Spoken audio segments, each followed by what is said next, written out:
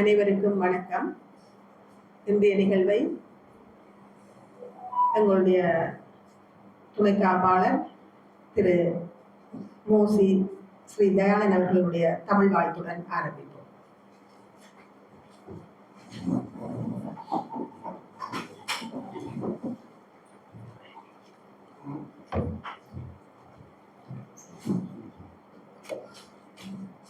பாட்டு பாடுவோம்.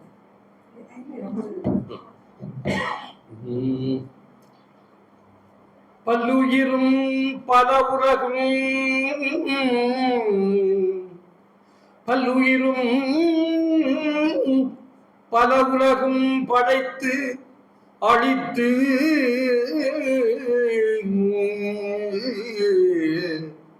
துடைக்கணுமோ இல்லையரு பரம்பொருள் இருந்தபடி இருப்பது போல் கன்னடமும் கழிதலுங்கும் கவின்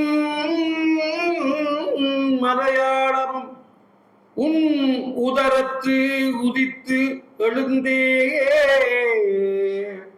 ஒன்று பலவாயிடும் ஆரியம் போல் உலக வழக்கு அழிந்து ஒழிந்து சிதையாமே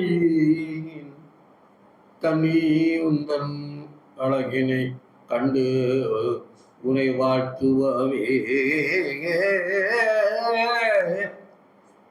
வாழ்த்துவமே.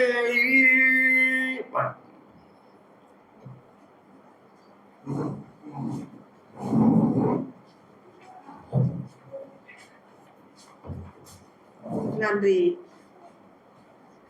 திரு தயாளன் அவர்களே.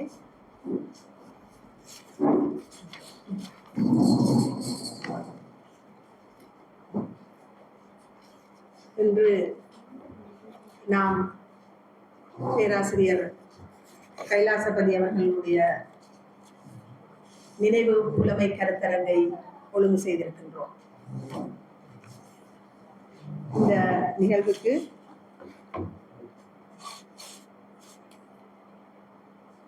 ஆய்வுரை வழங்க வந்திருக்கின்ற பேராசிரியர் மௌனகுரு அவர்களே மற்றும் இங்கே கூடியிருக்கின்ற நண்பர்களே, உங்கள் அனைவருக்கும் எனது அன்பான வணக்கங்களை தெரிவித்துக் கொள்கிறேன்.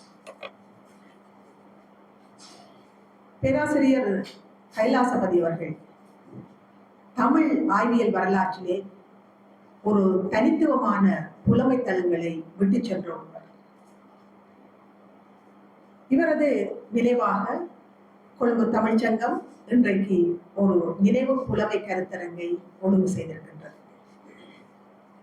பேராசிரியருடைய நினைவு நாள் டிசம்பர் மாதம் 6ஆம் தேதி, அதாவது நாளை.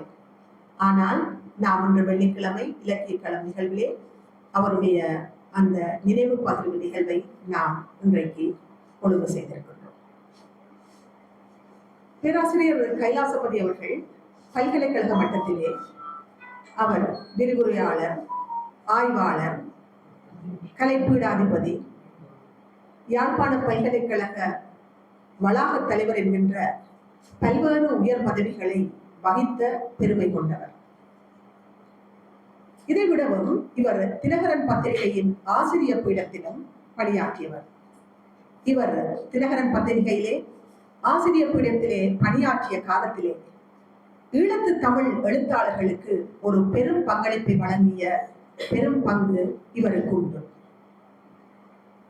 இன்று நாங்கள் பேராசிரியர் கைலாசபதி அவர்களை நினைவு கூறுகின்ற பொழுது அவருடன் ஒரு சாலை மாணாக்கனாக அவருடன் ஒன்றாக பயணித்த பேராசிரியர் கார்த்திகேசு சிவத்தம்பி அவர்களையும் நாம் மறந்துவிட முடியாது. இருவருமே ஆய்வுலகிலே ஒரு இரட்டையர்களாக தங்களுடைய பணிகளை மேற்கொண்டு ஒன்றாக பயணித்தவர்கள். தமிழ் கூறும் நல்லுலகிலே இருவரும் மேற்கொண்ட சாதனைகள், ஆய்வு பணிகள் இன்னும் அது ஒரு பேசு பொருளாகவும் ஆய்வு பெருமானமும் கொண்டவையாகவும் தான் இன்றைக்கும் அவை விளங்குகின்றன. 1950களுக்கு பின்னர் தமிழிலே மார்க்சிய திறனாய்வு தனக்கான வரலாற்று தடத்தை பதிக்க தொடங்கியது. தமிழ் இலக்கிய உலகிலே மார்க்சிய திறனாய்வாளர்கள் ஏற்படுத்திய தாக்கங்கள் பல் பரிமாணம் கொண்டவையாக அமைந்தன. குறிப்பாக ஈழத்து தமிழ் சூழலிலே பேராசிரியர் கைலாசபதி, பேராசிரியர் சிவத்தம்பி இருவரும் மார்க்சிய திறனாய்வாளர்கள் என்றே அவர்கள் அடையாளம் காணப்பட்டனர்.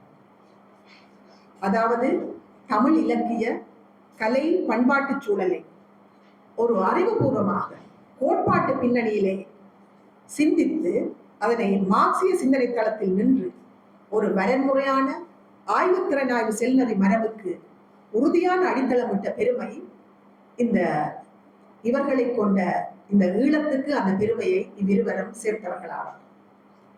அதன் குறித்தானவர்களிலே கைலாசபதியும் மிகவும் முக்கியமான ஒருவராகவே கருதப்படுகிறார். மார்க்சியம் என்பது நாங்கள் உலகத்தை புரிந்து கொள்வதற்கான ஒரு தத்துவம். இந்த வகையிலும் உலகத்தை மாற்றுவதற்கான ஒரு வழிமுறை என்ற வகையிலும் 19ஆம் நூற்றாண்டின் பிற்பகுதியிலே இருந்து உலகில் இந்த மார்க்சிய தத்துவம் பெரும் செல்வாக்கு செலுத்தி வருகின்றது.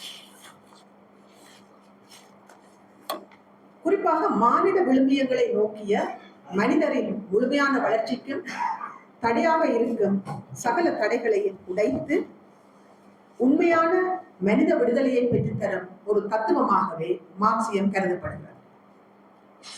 இதனால் தான் கைலாசபதி, சிவத்தம்பி போன்றோர் மார்க்சியத்தை தங்களுடைய கொள்கையாக வரித்துக் கொண்டனர். வரித்துக் கொண்டது மட்டுமல்லாமல் அவர்கள் அதன் வழி தங்கள் இயக்கத்தையும் தாங்களும் இயங்கி வந்தனர்.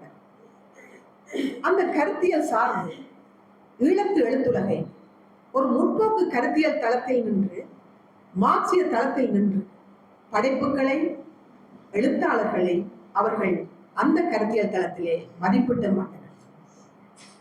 கைலாசபதியினுடைய திறனாய்வு நோக்கு, திறனாய்வு சிந்தனை, திறனாய்வு முறையியல் தமிழ் மரபிலே ஒரு புதிய வெளிச்சத்தை பாய்ச்சியது. கைலாசபதியின் நோக்குக்கும் அணுகுமுறைக்கும் உட்பட்டுத்தான் கலை இலக்கிய சூழல் இயங்கும் ஒரு காலமும் இருந்தது என்பதை நாம் மறக்கலாம். இந்த காலம்தான் கைலாசபதி காலம். இதுவே பின்னர் ஈழத்து முற்போக்கு கலை இலக்கிய சூழல் பற்றிய விசாரணைக்கும் புதிய ஊற்றுக்களுக்கும் களம் அமைத்து வந்தது. பண்பாட்டு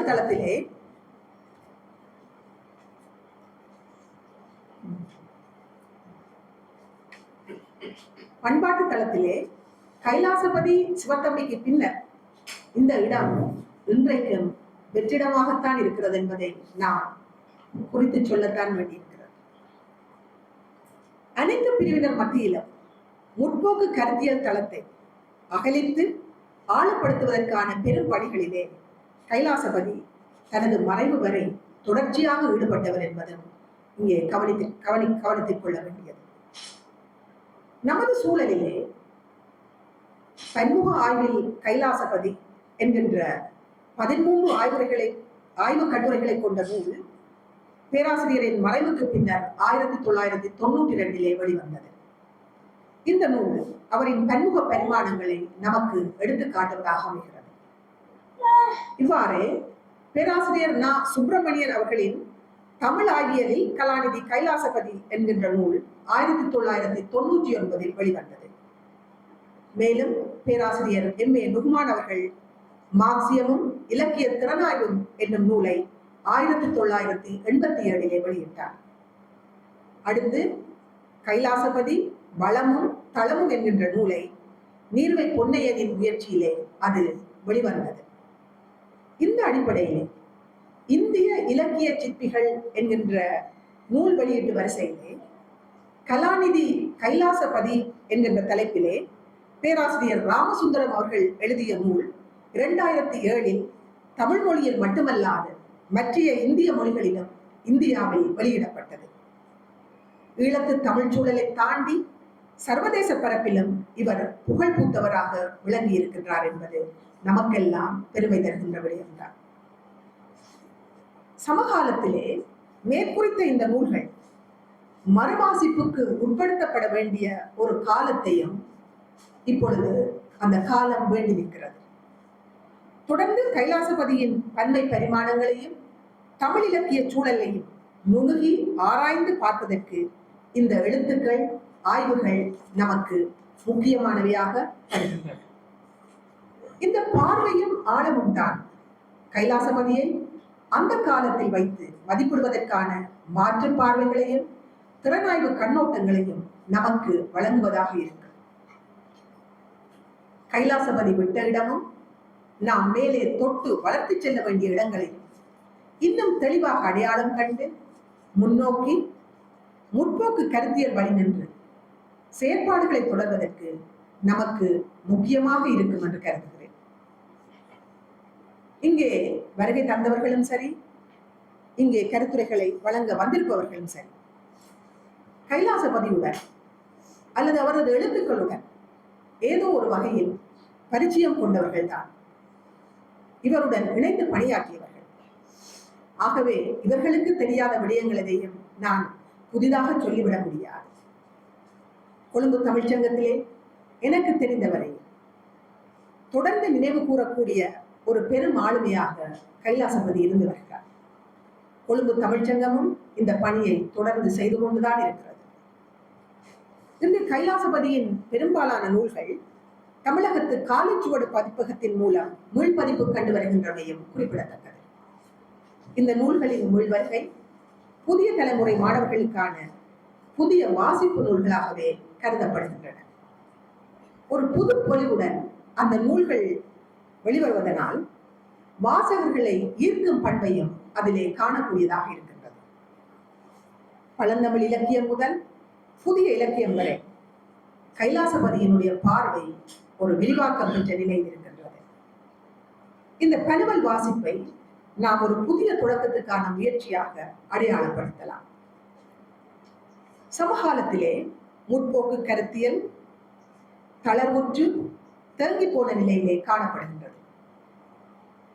முன்பு முற்போக்கு எழுத்தாளர் சங்கம் என்கின்ற நிறுவன கட்டமைப்பு முற்போக்கு கருத்தியல் தளத்தில் இருந்து இயங்குவதற்கான சாத்தியப்பாடுகளை உருவாக்கி வந்தது. தொடர்ந்து ஈழத்து தமிழ் சூழலிலே ஏற்பட்ட அரசியல் போராட்டங்கள், புலப்பெயர்வுகள், இளம் சந்ததியினருடைய தியாகங்கள், பௌத்தமயமாக்கல், தமிழ் பிரதேசங்களிலே இராணுவமயப்படுத்தல் என்று இதைவிட நில அபகரிப்பு, இவ்வாறான இன்னொரு பல காரணிகள் எங்களுடைய சிந்தனை வாழ்ப்புலத்திலே பெரும் மாற்றங்களை ஏற்படுத்தின, நெருக்கடிகளை உண்டாக்கின. பேராசிரியர் கைலாசபதியின் மறைவுக்கு பின்னர் ஈழத்து தமிழ் சமூகம் முகம் கொடுக்கும் பிரச்சனைகளும் சவால்களும் அவருடைய காலத்தை விட மிகவும் வேறுபட்டனவாகவே காணப்படுகின்றன.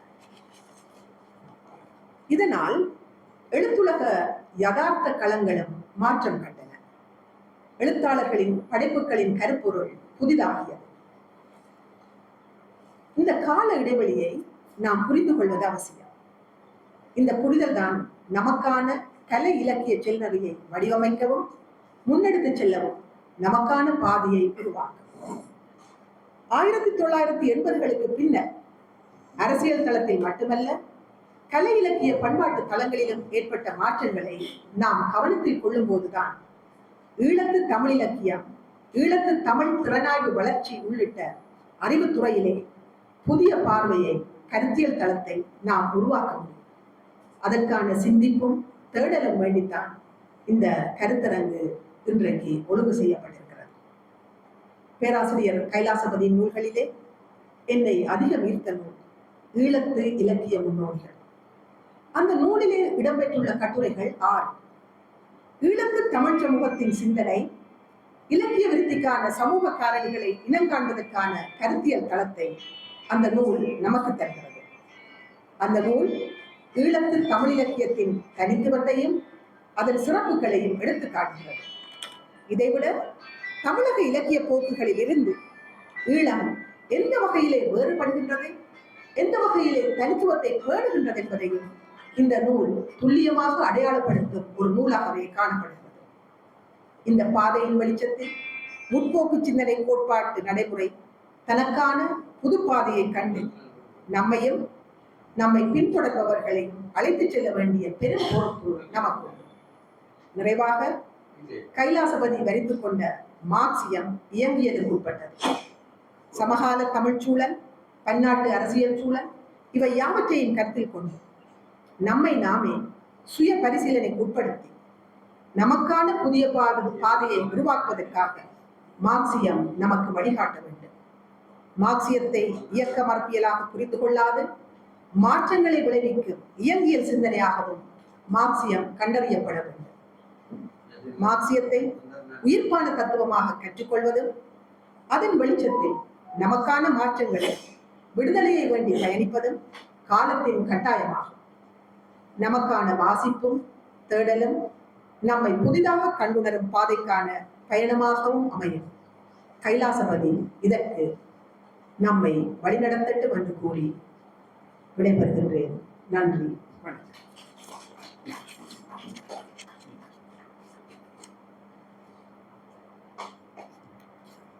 அடுத்ததாக முற்போக்கு கலை இலக்கியம், சிந்தனை, கோட்பாடு, நடைமுறை என்கின்ற தலைப்பிலே தன்னுடைய ஆய்வுரையை முன்வைக்கின்றார் பேராசிரியர் மௌனகுரு அவர்கள்.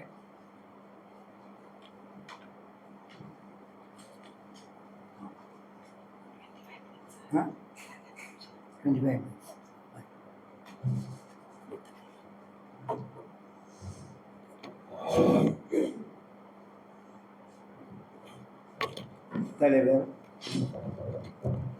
நண்பர் கான்ஸ்டன்டைன், இங்குள்ள அறிஞர்கள் அனைவருக்கும் எனது அன்பார்ந்த வணக்கம். என் காலத்துக்குள் தலைவர் 25 நிமிடம் என்று சொல்லிவிட்டு இருந்திருந்தார். ஒரு மிகப்பெரிய ஒரு தலைப்பை 25 நிமிட நேரத்துக்குள் சுருக்கி சொல்வது என்பது மிக சிரமமான விஷயம்தான். என்றாலும் நான் சுருக்கம் எழுகின்றேன். அவர் சில முக்கியமான விஷயங்களை தொட்டி காட்டுகின்றேன். ஒன்று, கைலாசபதி விட்ட இடம் நாங்கள் தொடர வேண்டிய இடம். இரண்டாவது, இன்றைய புதிய கருத்தியல்கள் வந்துவிட்டன, இந்த பார்வையிலே படையவர்களை பார்க்க வேண்டும் என்று 2 விஷயங்களை அவர் தொட்டு சென்றார். கைலாசபதி அவர்கள் வாழ்ந்த காலம் 1993க்கும் 1982க்கும் இடைப்பட்ட காலமாகும். 49 வருஷங்கள் அவர் வாழ்ந்திருக்கிறார். அவருடைய மாணவனாக இருந்திருக்கின்றேன். அவரால் வழிநடத்தப்பட்டிருக்கின்றேன். எனக்கு வாய்த்த 4 பேராசிரியர்கள் முக்கியமான பேராசிரியர்கள். ஒன்று பேராசிரியர் கணபதி பிள்ளை, இன்னொன்று பேராசிரியர் வித்யானந்தன், இன்னொன்று பேராசிரியர் கைலாசபதி, இன்னொன்று பேராசிரியர் சிவத்தம்பி. முன்னேவர் 2 பேரும் தமிழ் தேசிய கருத்து நிலையுடையவர்கள். பின்னியவர்கள் 2 பேரும் மார்க்சிய கருத்து நிலையுடையவர்கள். இந்த 4 பேருடைய தாக்கமும் என் மீது இருக்கின்றது. அது எனக்கு கிடைத்த ஒரு காலத்தின் வரம் என்று கூறுவேன்.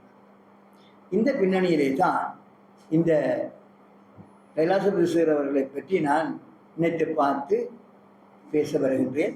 எனது திருமண ஒப்பந்தத்திலும் கையெழுத்திட்டவர் கைலாசபதி. யாழ்ப்பாண வாழ்க்கையை எனக்கு அறிமுகம் பண்ணியவர் அவர்.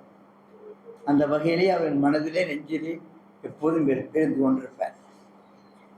எனக்கு தரப்பட்ட தலைப்பு முற்போக்கு கலை இலக்கியம், சிந்தனை, கோட்பாடு, செயல்முறை, நடைமுறை என்பதாகும். இது முக்கியமான தலைப்பாக எனக்கு படுகின்றது. இங்கே நான் கைலாசபதியை பற்றி பேச முடியாது. அதுக்கு பேசுவதற்கு சிவாஜி ராஜா இருக்கிறார், அவருடைய கட்டுரை பேசும். எனக்கு தரப்பட்டது இந்த முற்போக்கு சிந்தனை எவ்வாறு உருவாகியது, அது எவ்வாறு கோட்பாடாக மலர்ந்தது, அது எப்படி நடைமுறைப்படுத்தப்பட்டது. இது முக்கியமான அம்சமாக எனக்கு படுகிறது. ஒரு சிந்தனை உருவாக வேண்டும், அது கோட்பாட்டு வடிவம் பெற வேண்டும், அது நடைமுறைப்படுத்தப்பட வேண்டும். நடைமுறைப்படுத்தப்படுகின்ற பொழுதுதான் பல பிரச்சனைகள் வரும். அந்த பிரச்சனைகள் எவ்வாறு முற்போக்கு இலக்கியத்தை தாக்கின இற்றை வரை என்பதுதான் என்னுடைய பேச்சின் உள்ளடக்கமாக இருக்கும்.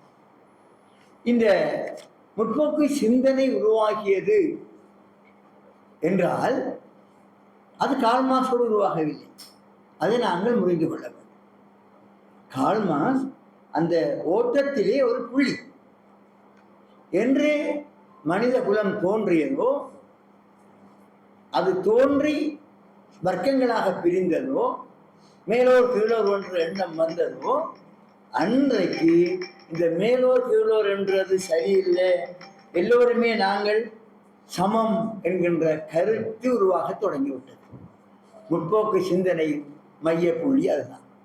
சமத்துவம், சமமாக எல்லாரும் வாழ வேண்டும் என்பதுதான் முற்போக்கு சிந்தனையின் முதல் புள்ளி. அந்த புள்ளி காலந்தோறும் வளர்த்தெடுக்கப்பட்டிருக்கிறது. அப்படியான பிற்போக்கும் காலந்தோறும் வளர்த்தெடுக்கப்பட்டிருக்கிறது. எப்போதும் இந்த முற்போக்கும் பிற்போக்கும் இடையே முரண்பாடு இருந்து கொண்டிருக்கிறது இன்று வரை. அது எப்போ காலத்தில் இல்லாமல் போகும்.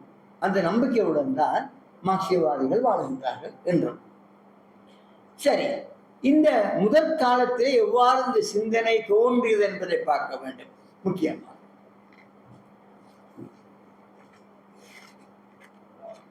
அது நாங்கள் கிரேக்க காலத்துக்கு போகலாம். அங்கே அரிஸ்டாட்டில், பிளேட்டோ போன்றவர்கள் சமத்துவ சிந்தனையை உருவாக்க பார்த்தார்கள். அறிவு கொண்டு உருவாக்கலாம் என்று யோசித்தார்கள். இது ஆரம்ப காலம். இடைக்காலத்திலே மதம் வந்து விட்டது. 15, 16ஆம் நூற்றாண்டில் இந்த மதங்கள் மூலமாக ஒரு சமத்துவத்தை உருவாக்கலாம் என்று பலர் பாடுபட்டார்கள். எல்லாம் செயலளவில் இருந்தன, சொல்லளவில் இருந்தன. அதுக்கு பிறகு ஒரு மறுமலர்ச்சி காலம் ஒன்று வந்தது. மறுமலர்ச்சி காலத்திலே மதம்தான் முக்கியத்துவம் பெற்றது. அறிவொளி காலம் ஒன்று வந்தது. அது 17, 16, 17 வந்தது. 17 அப்போதுதான் பல சிந்தனையாளர்கள் உருவாகினார்கள். ரூசோ, வால்டேர் போன்ற பெரியவர்கள் உருவாகி பிரான்சிய புரட்சியும் வந்தது.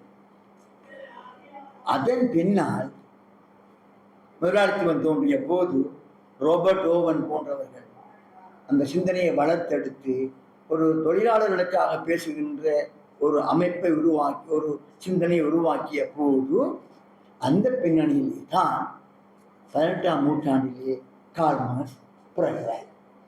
அந்த சூழலிலே வளர்கின்றார். இந்த ஓடி வந்த அந்த ஓட்டத்திலே என்ன கண்டாக, என்ன சமத்துவமாக வாழ வேண்டும், அதுக்கான நடைமுறை என்ன, எப்படி உருவாக்கலாம், அதுக்கான திட்டங்கள் அவரிடம் இருக்கவில்லை. ஆனால் கார்ல் மார்க்ஸ் தான் அதற்கான கோட்பாட்டை வகுத்தார். இந்த முற்போக்கு கோட்பாட்டின் ஒரு திருப்பு முனை, மையப்புள்ளி கார்ல் மார்க்ஸ். அவர் என்ன சொன்னார்? அது முக்கியமானது. மதம் மார்க்சியம் என்று சொல்லப்படுகிறது. அவர் சரித்திரத்தை வர்க்க போராட்டமாக கண்டார். அவர் அழகாக விளங்கப்படுத்துவார். அரசியலிலே விளங்கப்படுத்தியிருக்கிறார், பொருளியலிலே விளங்கப்படுத்தியிருக்கிறார், வரலாற்றிலே விளங்கப்படுத்தியிருக்கிறார், தத்துவத்திலே விளங்கப்படுத்த 4 விஷயம்: அரசியல், பொருளாதாரம், வரலாறு, தத்துவம். இந்த 4 தான் 4 பெரும் தூண்கள், மார்க்சியத்தின் பெரும் தூண்கள்.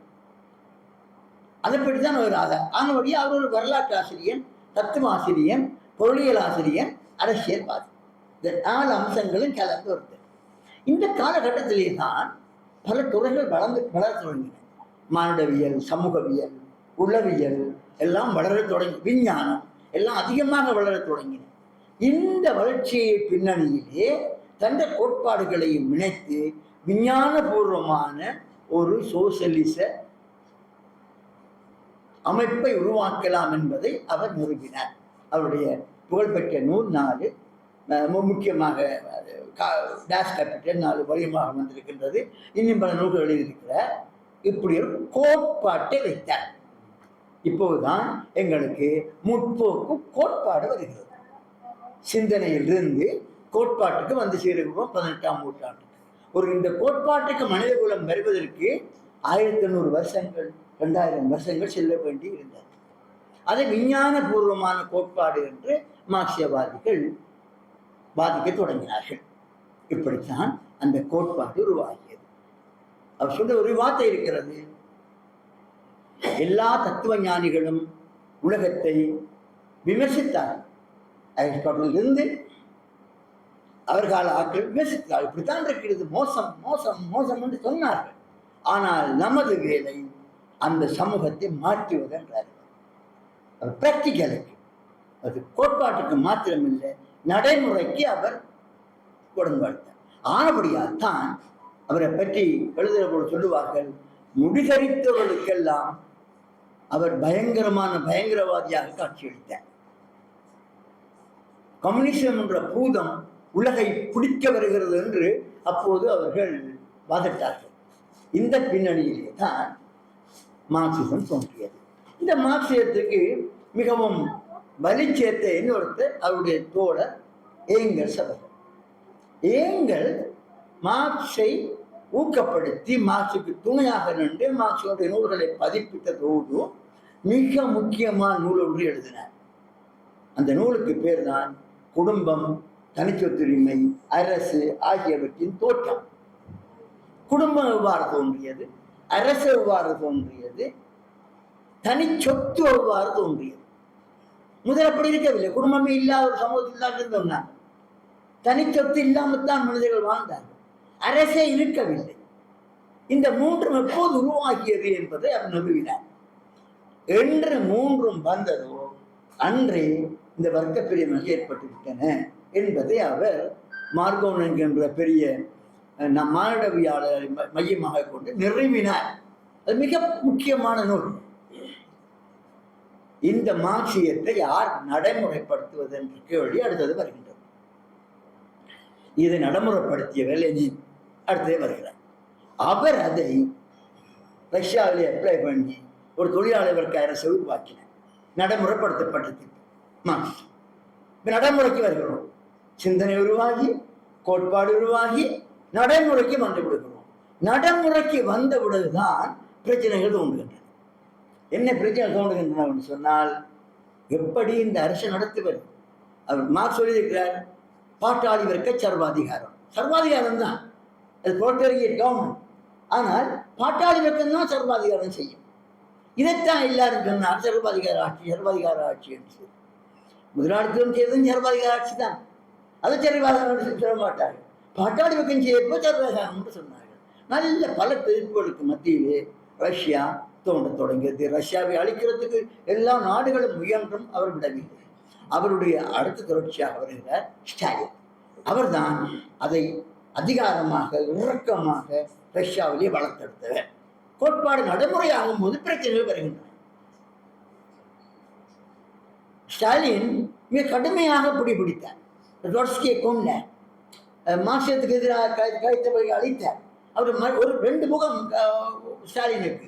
ஒன்று மக்களுக்கான முகம், ஒன்று எதிரிகளை அழித்த முகம். இந்த அழித்த முகத்தை பெருசாக எடுத்து அவரை மோசமான சர்வாதிகாரியாக காட்டத் தொடங்கினார்கள். அப்போது கேள்வி வருவது, மார்க்சிசம் என்றால் ஒரு அதிகாரம் மிக்கது, மற்றவர்கள் அழிக்கக்கூடியது, மோசமானது என்ற கருத்து பரப்பப்படலாயிற்று. நடைமுறை சிக்கல் வருகிறது. அடுத்த கேள்வி வந்தது, மார்க்சியம் தொழிலாளர் மாத்திரம்தானா, மற்றாக்கள் இல்லையா என்ற கேள்வி வருகின்றது. இப்போது நடைமுறைக்கு வந்தவுடனே வேறு வேறு கோட்பாடுகள் உருவாக தொடங்கின. நடைமுறை மார்க்சியத்தில் பல்வேறு கோட்பாடுகளை உருவாக்கின. இந்த மார்க்சியத்தை சீனாவிலே அறிமுகம் பண்ணுகிறார் மார்க்சியத்தும் அவர்கள். மார்க்சியத்தும் மார்க்ஸ் சொன்ன தொழிலாளர்களையும் மேம்படுத்தவில்லை, விவசாயிகளையும் மேம்படுத்தினார். காரணம், சீனா விவசாய நாடு. ஆகவே அவர் மார்க்சியத்தை சீன மார்க்சியமாக மாற்றுகிறார். விவசாயிகளை முன்னிலைப்படுத்தி மக்கள் படையை கொண்டு மக்களுக்கூடாக சென்று ஆட்சியை பிடித்தார் மார்க்சியத்தும் அவர்கள். அவர் தான் அங்கே கலாச்சார புரட்சியை ஏற்படுத்தினார். இந்த மூளைக்குள்ளே ஒற்றுமை பிடித்து போயிருக்கின்றது பழைய விஷயங்கள், அது துடைக்க வேண்டும் சொல்லி கலாச்சார புரட்சியை ஏற்படுத்தினார். கலாச்சார புரட்சி விமர்சனத்துக்குள் ஆகியது. இவ்வளவு தூரம் சரி புள்ளி என்ற பிரச்சனைகள் வந்தன. இந்த சீன மார்க்சிசத்தை தன்னளவில் தேசிய பல தேசங்கள் அறிமுகப்படுத்துவீங்க. அதில் ஒன்றுதான் வியட்நாம். வியட்நாம் அறிமுகப்படுத்தி பார்த்தது, காஸ்ட்ரோ, சேகுவேரா, பல ஆட்கள் துவங்கினாங்க, தங்கள் ஏற்ற மாதிரி மாற்றினாங்க. இப்போது மார்க்சிசம் தேசிய தன்மை பெற்று தேசங்களை கட்டியெழுப்பலாம் என்ற வழக்கு வளர்த்தெடுக்கப்பட்டது. டாக்டிக்கலாக நடைமுறையின் போது இப்படி மார்க்சிசம் மாறிக்கொண்டு போன போது இது மார்க்சிசத்துக்கு புறமான விஷயம், மார்க்சிசம் மாதிரி இப்படி இல்லை என்ற பழைய சண்டை வந்தது. அப்ப நவீன மார்க்சிச வளர்ந்து வந்த மார்க்சிஸ்டுகளுக்கும் ஏற்கனவே கடுமையாக இருந்த மார்க்சிஸ்டுகளுக்கும் இடையில் முரண் வந்தது. மார்க்சிசத்துக்குள்ளே முரண்பாடு வந்தது. அப்ப மார்க்சிசம் ரெண்டு பேரை சந்திக்க வேண்டி இருந்தது. ஒன்றும் நவீனமாக வளர்ந்தவர்கள், அந்த எதிரிகள். இதுகளுக்குள்ளால் தான் இந்த மார்க்சிசம் வளர்ந்து வந்தது.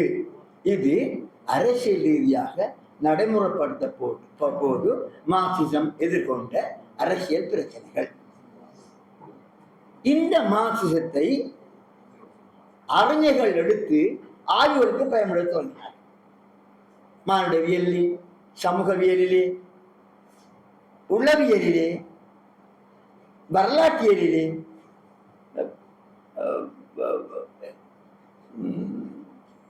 வேறு வேறு துறை வெகுஜன முறையிலே மார்க்சிசத்தை அப்ளை பண்ணி பார்த்தார்கள். அப்போதுதான் பல கலை இலக்கிய கோட்பாடுகள் தோன்ற தொடங்கின. பல கலை இலக்கிய கோட்பாடுகள் தோன்ற தொடங்கின. இதில் முக்கியமான ஒன்று வருகின்றது பிராங்க்ஃபர்ட் ஸ்கூல் என்று சொல்லி. பிராங்க்ஃபர்ட் ஸ்கூல் வெளிப்படுகிறது. ஜெர்மனியிலே உருவாகிய பிராங்க்ஃபர்ட் ஸ்கூல். அண்டோனியோ குராம்சி தான் அதில் மேலெழும்புவேன். அப்ப மார்க்ஸ் அடிக்கட்டுமானத்துக்கு மார்க்ஸ் இன்றைக்கும் அது சரியான கோட்பாடு என்று சொன்னால், எல்லா சமூகத்துக்கும் அடிக்கட்டுமானமாக இருப்பது அந்த சமூகத்தின் பொருள் உற்பத்தி தான். இந்த உற்பத்தியை நான்காக பிரித்தார். புராதன உற்பத்தி, நிலமானிய உற்பத்தி, முதலாளித்துவ உற்பத்தி, சோசியலிச உற்பத்தி என்று பிரித்தார். அந்த அடிப்படை அதுதான். நிலம் அடிப்படையாக இருக்கின்ற பொழுது இளமானிய கருத்துக்கள் எல்லாம் பெறும். கம்பரமாக இருக்கலாம், கந்தபுரமாக இருக்கலாம், பழைய இலக்கியங்கள் இளமானியத்தினுடையது. முதலாளித்துவம் வருகின்ற பொழுது முதலாளித்துவ உற்பத்தி வரும். இந்த கலை இலக்கியம் வரும், அது நாவல், சிறுகதை, இலக்கியம் அப்போ வரும். இப்போ முதலாளித்துவம் சோசியலிசமாக வருகின்ற பொழுது அது வேறு என்று அவர் அந்த கலைக்கு ஒரு வியாக்கியானம் கொடுத்தார். இந்த வியாக்கியானத்துக்கு வியாக்கியானத்தில் அடித்தளமாக இருந்தது பொருளாதாரம் தான். கைலாசபதி அதுதான் நின்றார். பொருளாதாரம் தான் எல்லாவற்றையும் நிர்ணயிக்கிறது என்பதை அடிப்படையாக கொண்டுதான் அவருடைய பல ஆய்வுகள் எழுந்திருந்தன. ஆனால் அண்டோனியோ குராம்சி போன்றவர்கள் பொருளாதாரத்தோடு கூட பண்பாட்டுக்கு முக்கியத்துவம் கொடுத்தார். பண்பாட்டை வலியுறுத்தினார். இந்த பண்பாடு ரெண்டு தன்மை கொண்டது என்று அண்டோனியோ குராம்சி விவாதிப்பார். எப்படி என்று சொன்னால், அது முதலாளித்துவ பண்பாடாக இருக்கலாம், வெங்கட பண்பாடாக இருக்கலாம். பண்பாடு ஹெகிமோனி, மேலாதிக்கம் செலுத்துகிறது.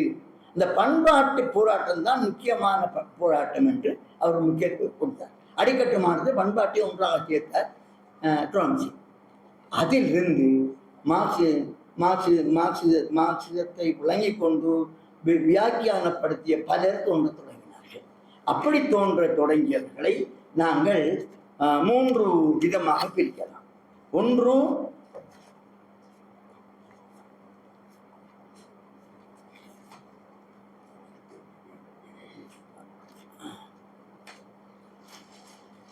இருபதாம் நூற்றாண்டு சிந்தனையாளர்கள். மார்க்ஸ் தோன்றியது 18-19ஆம் நூற்றாண்டு. 20ஆம் நூற்றாண்டு மார்க்சிய சிந்தனையாளர்கள். அவர்கள் அதுவரைக்கும் கிளாஸ் அனலிஸ்ட் தான், வர்க்க ஆய்வு செய்து கொண்டிருந்தார்கள். வர்க்க போர், அதிகார ஒழுக்கம், சமூக அமைப்பு, வர்க்க வாழ்க்கை, அது சிந்தித்துக் கொண்டிருந்தார்கள். 20ஆம் நூற்றாண்டின் பிற்பகுதியிலே இந்த வெஸ்டர்ன் மார்க்சிசம், முக்கியமாக அண்டோனியோ குராம்சி, ரேமண்ட் வில்லியம்ஸ் போன்றவர்கள் கலை இலக்கியம் பொருளாதார அடிப்படை மட்டுமல்ல, கலாச்சாரம், மொழி, வடிவம் எல்லாம் உள்ளடக்கி ஆராய தொடங்கினார். 2வது கட்டத்துக்கு வருகின்றது. 21ஆம் நூற்றாண்டிலே இப்போது பன்முக அரசுகள் வந்துவிட்டன மார்க்சியத்திலே.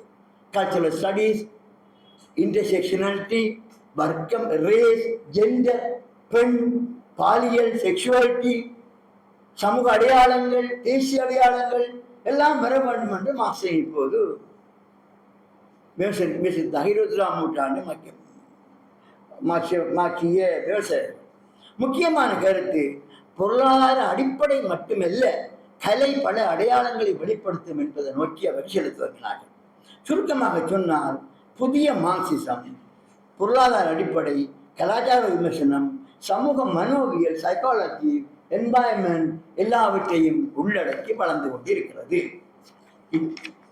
இந்த இடத்திலே தான் சமகால மார்க்சியர்களை பற்றி நான் சில கருத்துக்களை சொல்லி என்னுடைய உரையை முடிக்கலாம் என்று நினைக்கின்றேன். இன்று ஃபிரெடரிக் ஜேம்சன் முக்கியமான ஒரு மார்க்சிய விமர்சகர். அவர் நவீன கலாச்சாரம், அவருக்கு இவங்க எல்லாமே பின்னவீனத்துக்கு எதிரானவர்கள். இப்போது பின்னவீனத்துவம் என்கின்ற ஒரு போஸ்ட் மாடர்னிசம் என்கின்ற ஒன்று அவர் சொல்லுவார். யார் எங்கட மாணிக்க வாசகர், முண்டிய மாயாவாதம் எனும் சண்டமாரதத்தால் அழைப்பட்டு கொண்டிருக்கிறோம் சொல்லி, இந்த மாயாவாதம் என்கின்ற சண்டமாரதத்தை எதிர்த்து நிற்க முடியல சைவ அறிஞர்கள். அப்போ அவருக்கு மாயாவாதம் சண்டமாரதம்னு சொன்னேன், அதை வேறு விதமாக கொண்டார். இப்போது மார்க்சியர்களுக்கு ஒரு சண்டமாரதம் இந்த பின்னவீனத்துவ கோட்பாடு சண்டமாரதமாக வருகின்றது. அதை எதிர்கொண்டு சமகால மார்க்சியர்கள் வேலை செய்து கொண்டிருக்கிறார்கள். அதில் முக்கியமானவர்கள் ஃபிரெடரிக் ஜேம்சன், அவர் புதிய முதலாளித்துவத்தின் கட்டமைப்புகளை யோசிக்கிறார். செரி ஈகிள்டன், அவர் பின்னவீன கோட்பாடுகள் சமூக அரசியலை மறைக்கின்றன, சமூகத்தை சொல்லவில்லை, அது மேலோட்டமாக பார்க்கின்றன என்று அவர் கூறுகின்றார். டேவிட் ஹாவே நகர வளர்ச்சி, பொருளாதார மாற்றங்களை வைத்துக் கொண்டு சமூக வர்க்கம் மறைக்கப்படவில்லை, புதிய வடிவிலே அது வெளிப்படுகிறது என்று வாதிக்கின்றார். சலவோத் ஜிக்ஜேக் என்பவர் பன்முக உண்மை பற்றி பேசுகின்றார். காயத்ரி ஸ்பீவர் முக்கியமான ஒரு பெண்ணிய மார்க்சிய சிந்தனையாளர். அவர் கலை இலக்கிய பங்களிப்பு, அடக்கப்பட்டவர்களின் குரலை பற்றி பேசுகின்றார். தொழிலாளர் மங்கால போய் அடக்கப்பட்ட சபாட்டன், அடிநில மக்கள், பெண்கள், அதிலும் பெண்களே தாழ்த்தப்பட்ட பெண்கள், அவர்களை பற்றி எல்லாம் பேசுகின்றார். இவர்கள் எல்லோரும் மார்க்சிய விமர்சகர்கள். இப்படி இன்னும் கனவேர் இருக்கிறார்கள். இதனுடைய என்ன நாங்கள் காணுகின்றோம் என்று சொன்னால், மார்க்சியர்கள் உலகம் இப்போது மார்க்சியர்கள் வெறுமனே வர்க்கம் பற்றி பேசவில்லை, தொழிலாளர் முதலாளியை பற்றி பேசவில்லை, இப்போதெல்லாம் போய்விட்டது. அவர்கள் இப்போது பாலினம் பற்றி பேசுகிறார்கள், விளிம்பிலை மக்கள் பற்றி பேசுகிறார்கள், பெண்கள் பற்றி பேசுகிறார்கள், மாணவர் கிளர்ச்சி பற்றி பேசுகிறார்கள். அந்த வரலாற்றை நாங்கள் இப்போது காணுகின்றோம். பின்னணித்துவ கோட்பாடுகள் இந்த மார்க்சியர் கூறுகின்ற இந்த சமூக அடிக்கட்டுமானத்தையும் பொருளாதாரத்தையும் கூறவில்லை, அது மேலோட்டமாக மயக்கமாக கொண்டு செல்லுகின்றது என்று நவீன கால மார்க்சியர்கள் விவாதிக்கின்றார்கள்.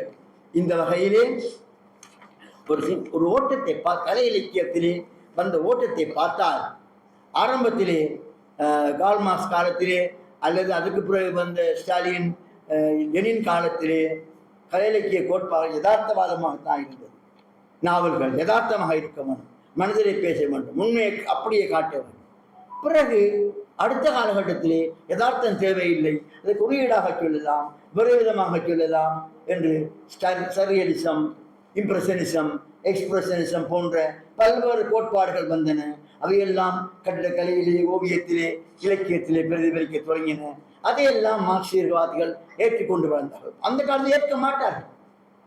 மேற்கோள்கள் என்ற ஒரு ஒரு நாடகக்காரன் ஒரு மார்க்சியத்துக்கு எதிராக, மார்க்சிய எதிராக இல்லை, அந்த ஸ்டாலினிய கொள்கைக்கு எதிராக ஒரு குறியீட்டு நாடகம் போட்டா என்பதற்காக கொல்லப்பட்டார். பின்னாளில் பிரஷ்ட் என்கின்ற ஒரு வித்தியாசமான யதார்த்த எதிர் கலைஞனை மார்க்சியம் ஏற்றுக்கொண்டார். மார்க்சியம் ஏற்றுக்கொண்டும் சமகாலத்தோடு உரையாடி கொண்டு வளர்ந்து கொண்டிருக்கிறது. இன்று மார்க்சிசம் கதைக்கின்ற விஷயங்கள் முக்கியமான விஷயங்கள். ஊடகத்தை பற்றி கதைக்கின்றது ஒரு முக்கியமான விஷயம். இரண்டு பேர் முக்கியமானவர்கள். பூர்தியே என்னுடைய நோம் சாம்ஸ்கி என்றது. பெரிய ஒரு அறிஞர். ரெண்டு பேரும் ஊடகம் பற்றி சொன்னது முக்கியமானது. அப்ப இவர் சொல்லுவார், பூர்த்தியையும் அதுக்கு முந்திய பேர் நல்ல ஒரு பேர். அவர் சொல்லுவார், ஊடகம் முதலாளித்துவத்தின் கண்டுபிடிப்பு. டிவியா இருக்கலாம், கம்ப்யூட்டரா இருக்கலாம், எல்லாம் முதலாளித்துவத்தின் கண்டுபிடிப்பு. அது திணிக்கிறது எங்களிடம் கல்ச்சரை. ஆகவே அது எதிர்க்கப்பட வேண்டிய அவர் வாதிக்க ஒருத்தர். அவர் சொல்லுவார், இல்லை, அது திணிக்கின்ற பொழுது மக்கள் தங்களுக்குள்ள ஒரு எதிர் உணர்வை சேர்த்து உருவாக்குகிறார்கள். அப்ப திணிக்கின்ற கருத்தும் எதிர் உணர்வை சந்திக்கின்ற மைய புள்ளிதான் ஊடகம். சொல்ற எல்லாவற்றையும் மக்கள் ஏற்றுக்கொள்ள மாட்டார்கள். கடைசி வரைக்கும் பார்ப்பார் கண்ணார், ஏற்றுக்கொள்ள மாட்டார்கள் என்று வாதிப்பார் அவர். அப்படி அல்ல, அது திணிக்கப்படுகின்றது என்று வாதிப்பார் சாம்ஸ்கி. பெரிய வாதங்கள் இப்போது நடந்து கொண்டிருக்கின்றன கலை இலக்கிய உலகிலே. இந்த பின்னணியிலே தான் நாங்கள் ஈழத்து கலை இலக்கியத்தையும் பார்க்க வேண்டியிருக்கிறோம். கைலாசபதியாக்கள் வாழ்ந்த காலம் பழைய காலம். அப்போது இருந்த கலை இலக்கிய கோட்பாடுகள் வேறு, அதற்கு பின்னர் வந்த கலை இலக்கிய கோட்பாடுகள் வேறு. அந்த கைலாசபதி அடிக்கட்டுமானதுக்கு முக்கியத்துவம் கொடுத்து ஆராய்ந்தார். இன்று அவருடைய பல பல கட்டுரைகள் விமர்சிக்கப்படுகின்றன. நான் வியாபாரியாக சொல்வதற்கு நேரம் இல்லை.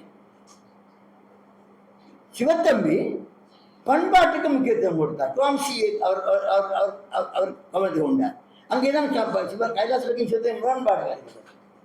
அவர் இறந்து விட்டார். சிவபடி கைலாசபதி இன்று வரைக்கும் வாழ்ந்திருந்தால் பின்னால் வந்த கோட்பாடுகளை உள்வாங்கி அவர் திறமான ஒரு இன்றைய மார்க்சியவாதியாக பரிணமித்திருப்பார்.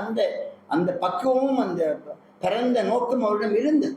நாம் இழந்து விட்டோம். அவர் சிறு வயதிலே அவர் காலம் அவரை கொண்டு போய்விட்டார். சிவத்தம்பிக்கு பிறகு முக்கியமான ஒரு மார்க்சிய சிந்தனையாளராக ஏஜே கனாரட்னாவுடைய சில கட்டுரைகள் மார்க்சியத்தின் நியூ மார்க்சிசம் பற்றி பேசுகின்ற கட்டுரைகளாக இருக்கின்றன. நுகுமான் மொழியியல் ரீதியாக அதை பேச வருகின்றனர். சித்திரலேகா திருச்செந்தூரம் போன்றவர்கள் பெண்ணிய ரீதியாக பேச வருகிறார்கள். பலர் கலை ரீதியாக பேச வருகிறார்கள். இப்போது மார்க்சியம் வாழ்ந்து கொண்டுதான் இருக்கின்றது, ஆனால் வேறு வேறு வடிவங்களிலே.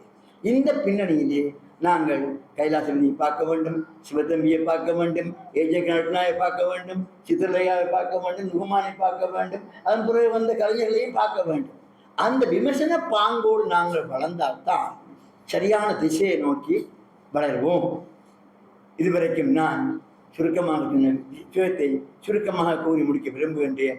முதலாவது சிந்தனை. இன்று வர்க்கங்களாக பிரிந்து சமூகங்களாக நாங்கள் பிரிந்தோம், ஏழை உயர்ந்தவன் தாழ்ந்தவன் என்று பிரிந்தோமோ அன்றே முற்போக்கு சிந்தனை உருவாகிவிட்டது. ஆனால் அது ஒரு கோட்பாடாக வளரவில்லை. 2000 வருடத்துக்கு பிறகு கோட்பாட்டாக வளர்த்து ஒரு சமூகத்தை உருவாக்கலாம் என்று கையிலே தந்த மனுஷன் காரணமற்றவர்கள். அதை நடைமுறைப்படுத்தி காட்டியவர்கள் பின்னால் வந்தவர்கள். நடைமுறையின் போது பல பிரச்சனைகள் வந்தன. அந்த பிரச்சனையை எதிர்கொண்டு மார்க்சிசம் இன்றும் வளர்ந்து கொண்டிருக்கின்றது. நான் சொல்லுவேன், மார்க்சிசம் ஒரு வளரும் தத்துவம், இறந்து போன தத்துவம் அல்ல. அது மாறும் தத்துவம், வளரும் தத்துவம். அந்த அவரே சொல்லுகிறார், இயங்கியல் எல்லாம் மாறும்.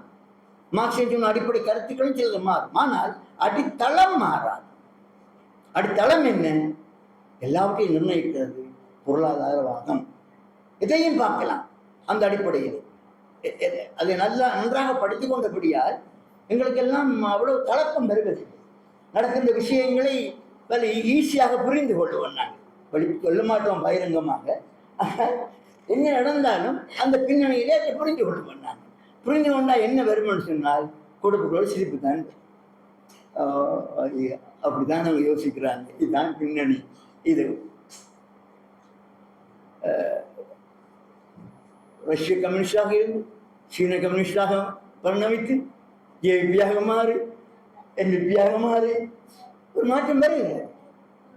அது மாதிரி ஒரு பக்கத்தில் இன்னொரு வரலாறு வளர்ந்து கொண்டு நடக்கிறது. ரெண்டும் இணைகின்றது. இந்த இணைதலும் புரிதலும் மோதலும் தான் மனித வரலாறு. அதனுடைய பயணித்து நாங்கள் கைலாசபதியையும் புரிந்து கொள்ளுவோம் என்று கூறி சரிதான மாட்டாய் என்னுடைய உரையை முடிக்கின்றேன். வணக்கம்.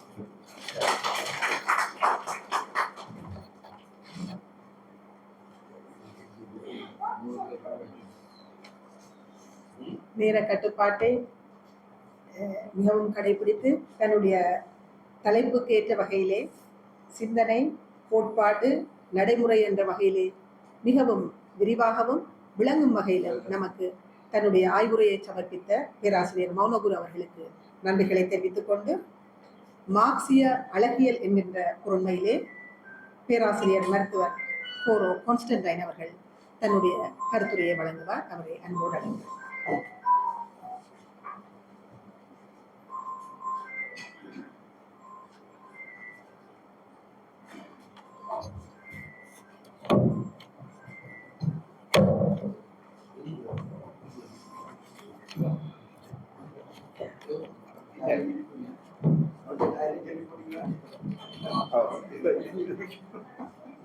தலைவர் அவர்களே, பேராசிரியர் மௌனகுரு அவர்களே, இனிய சாபி அவர்களே, உங்கள் அனைவருக்கும் முதற்கண் வணக்கத்தை தெரிவித்துக் கொள்கிறேன். இந்த கைலாசபதி நினைவரங்கில் என்னை பேச அழைத்ததற்கு கொழும்பு தமிழ் சங்கத்துக்கு உங்கள் நன்றியை தெரிவித்துக் கொள்கிறேன். கைலாசபதியை நான் நேரடியாக அறிய மாட்டேன், ஆனால் அவரது புத்தகங்கள் வாயிலாக அவரை அறிந்துள்ளேன். நான் ஒரு தடவையாவது அவரை சந்தித்ததில்லை. அவரை பற்றி இன்னொரு விடயம் என்னவென்றால், மதுரை அல்ல, சென்னை பல்கலைக்கழகத்திலே தமிழ் முதுகலை மாணி பட்டத்து படிப்பிற்கான நூல்கள் இருக்குது. அந்த நூலிலே பேராசிரியர் கைலாசபதியை பற்றி ஒரு அத்தியாயம் இருக்கு.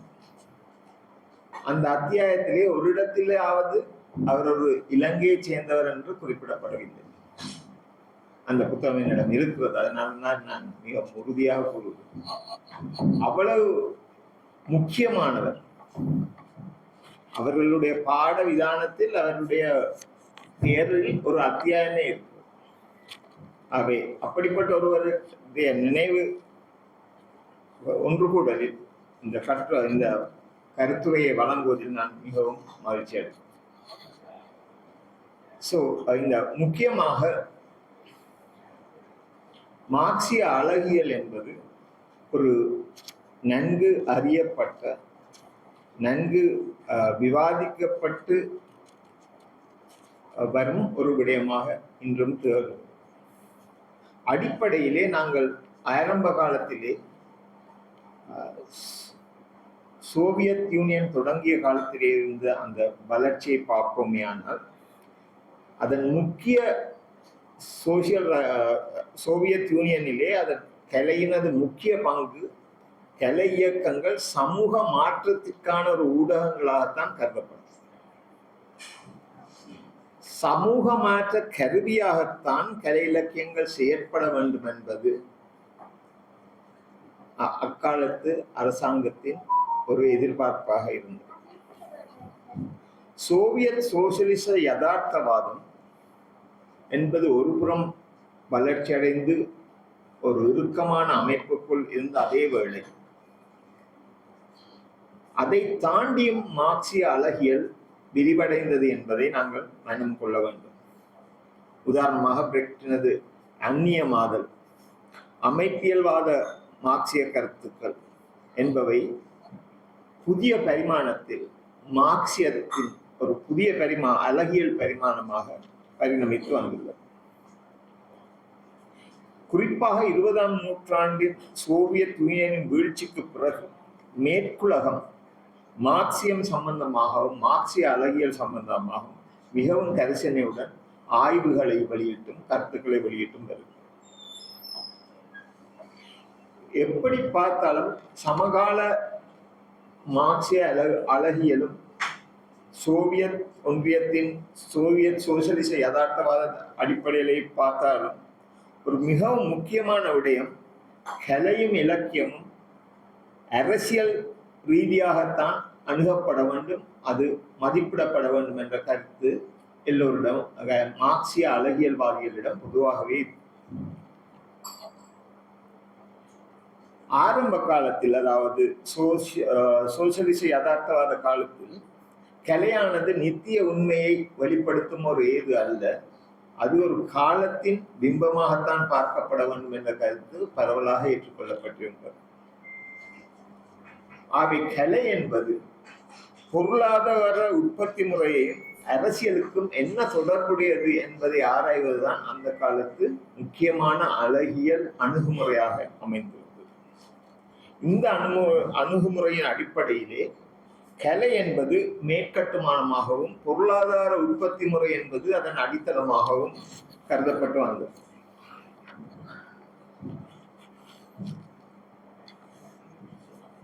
மார்க்சியம் என்பது கலையினை ஒரு சமூக மாற்றத்திற்கான ஒரு பங்களிப்பு செய்ய வேண்டிய ஒரு ஊடகமாக கருதியதும் அதிலே இந்த கலையின் வடிவம் பற்றிய முக்கியமான பிரச்சனையை எழுதுகிறது. ஓவிய கலையாக இருந்தால் என்ன, இலக்கியமாக இருந்தால் என்ன, யதார்த்தவாத சித்தரிப்புகள் தான் அங்கே மக்களிடம் எளிதிலே செல்லக்கூடியவை என்ற ஒரு கருத்து இருந்தது. அதனால் சோசியலிச யதார்த்தவாத கலை படைப்புகள் எல்லாம் யதார்த்தவாத பண்பினை வெளிக்காட்டும். இவற்றை சடனே ஜார்ஜ் லூக்கஸ் போன்றவர்கள் மிகவும் வலுவாக முன்னெடுத்தார். அவர்கள் முக்கியமாக ஜார்ஜ் லூக்கஸ் என்பவர் நவீன கலை வடிவங்களுக்கு பெரும் எதிர்ப்பு தெரிவித்தார். அவர் எதிர்ப்பு தெரிவித்ததற்கு முக்கிய காரணம், அவர் உதாரணமாக எடுத்தது கியூபிசத்தை எடுத்து அதை அக்குவர் ஆணிவராக ஆராய்ந்து அவர் தனது கருத்தை நிறுவினார்.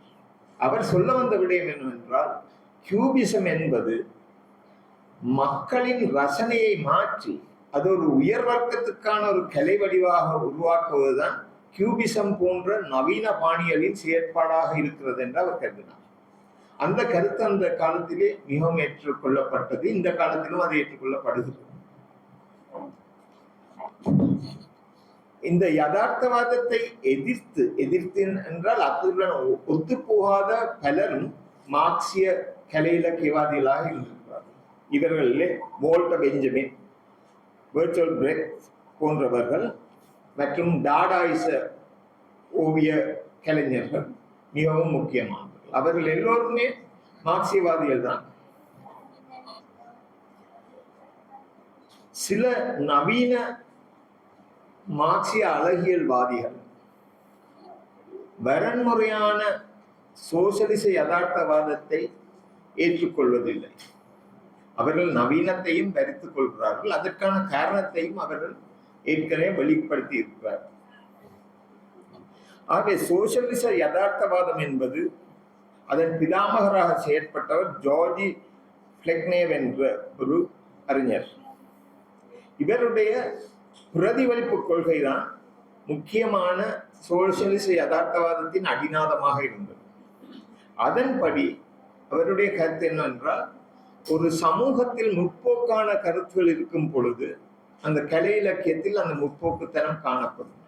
அதேவேளை ஒரு சமூகத்திலே அழிவுக்கான கருத்தோட்டங்கள் இருக்கும் பொழுது அந்த சமூகத்திலே இருந்து அந்த அழிவு ரீதியான ஒரு கலைப்படைப்புகள் தான் வெளிவருகிறது என்பது அவருடைய முக்கியமான ஒரு கருத்து. இவருடைய கருத்து ஸ்டாலினுக்கு மிகவும் உசிதமாக அமைந்தது. அவருடைய கருத்தை முன்வைத்துத்தான் அங்கே அந்த சோசியலிச யதார்த்தவாதம் என்பது நன்றா வேரூன்றி கிளைவிட்டது. இதனால் ஏற்கனவே ரஷ்யாவில் உருவாகியிருந்த கன்ஸ்ட்ரக்டிவிசம், சூப்பர்மேட்டிசம் போன்ற அதீத முன்னேற்றம், மேற்குலகத்தை விட அதீத முன்னேற்றம் அடைந்த கலைப்போக்குகள், அதாவது 1900 ஆண்டுகளில் இருந்து உருவான கலைப்போக்குகள் எல்லாம் புறந்தள்ளப்பட்டது. உண்மையிலே நீங்கள் ரஷ்யாவினுடைய ஆரம்ப கால கலை இலக்கிய வரலாற்றை நுணுக்கமாக ஆராய்ந்து பார்த்தீர்கள் என்று தெரியும். கலையை பொறுத்தவரையிலே அவர்கள் மேற்குலகம், அதாவது ஐரோப்பா, அமெரிக்காவை விட மிகவும் முன்னேறிய நிலையில் இருந்தார்கள். அவர்களுடைய சூப்பர்மேட்டிசம் என்றால் என்ன, கன்ஸ்ட்ரக்டிவிசம் என்றால் என்ன, அது மேற்குலகை வந்தடைந்தது 60 70. அந்த